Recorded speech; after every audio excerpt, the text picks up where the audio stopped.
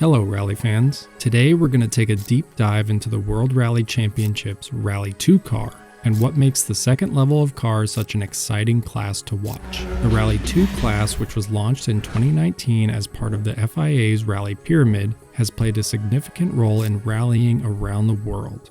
Building upon the R5 class that was introduced in 2013, Rally2 has been adopted by many national and regional championships around the world as their top-level class. The Rally2 cars have seen various upgrades and developments since then, making it a very competitive, capable, and reliable rally machine.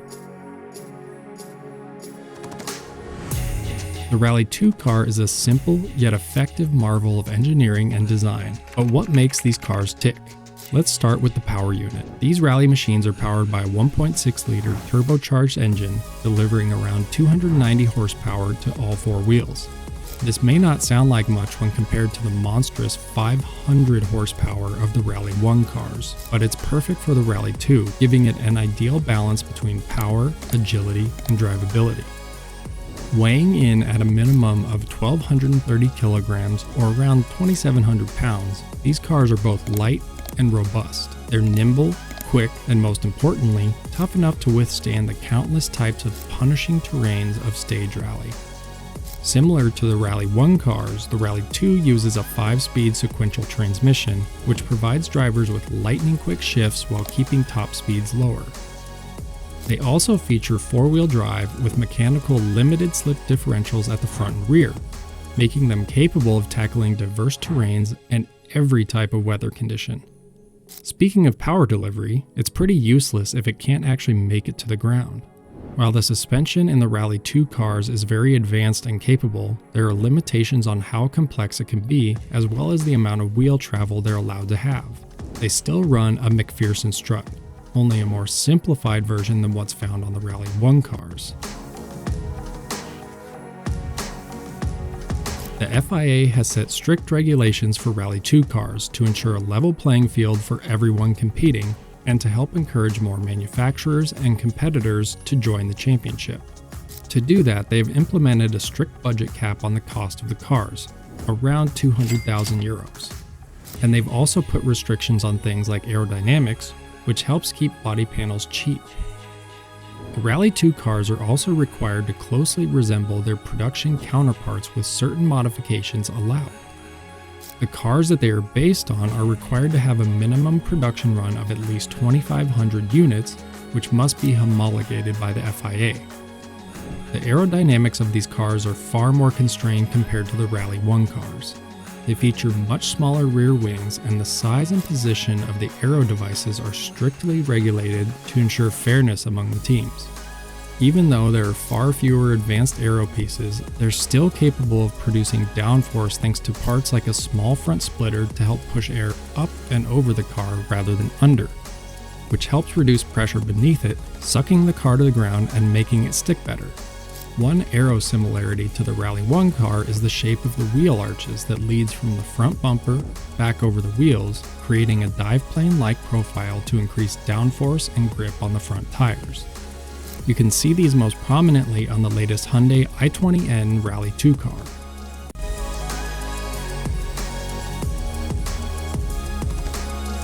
Each of the Rally2 cars features a substantially smaller wing compared to their big brother Rally1 cars. However, they're still efficient at producing downforce to the rear of the car, increasing grip on the rear tires. Each team has taken different design philosophies to their rear wings, but they all feature roughly the same dimensions that fall in line with the regulations that dictate things like the width, number of elements, the shape, and how high it can sit above the roof profile when viewed from the front of the car. The final aero piece that the Rally2 car is allowed to have is a rear diffuser. And while they're fairly small due to the regulations, they do aid in evacuating air from beneath the car more efficiently, helping suck it down to the road and stick even better. The Rally2 cars incorporate high levels of safety, with a comprehensive roll cage design that is defined by FIA regulations and has proven to protect drivers and co-drivers time and time again over the years. While the design might not be the same as the new standardized safety cell in the Rally1 cars, The roll cages in the Rally2 cars are custom fit to the specific car and typically exceed the FIA requirements in most areas. While the top speeds of the Rally2 cars are typically lower than those of the Rally1 cars, they can still reach significant speeds, enhancing the excitement and challenge of the sport, but also increasing the danger. So it's crucial to keep the drivers and co-drivers as safe as possible. The Rally2 class also utilizes simplified components compared to its top-level counterpart, the Rally1, which helps keep costs down. They have steel brakes instead of the carbon ceramic ones found on many high-performance race cars, a simplified turbocharger, and traditional non-active differentials. These elements together offer a more raw, unfiltered driving experience that helps showcase more the skill of the driver rather than the car. There are currently several manufacturers and teams involved in the Rally2 class, substantially more than the Rally1. Each one showcases its unique take on the regulations. The list of cars includes the Ford Fiesta, built by M Sport, the Skoda Fabia RS, the Hyundai i20N, the Citroën C3, the Volkswagen Polo, and the latest addition, the Toyota GR Yaris.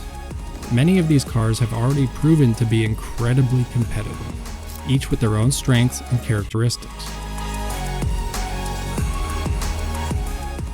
Rally2 cars offer an interesting middle ground between the older Group N cars and the technologically advanced Rally1 cars. They are far more affordable and simpler to run than the Rally1 car is, which features the latest technology in hybrid systems, aerodynamics, engine management, and so much more.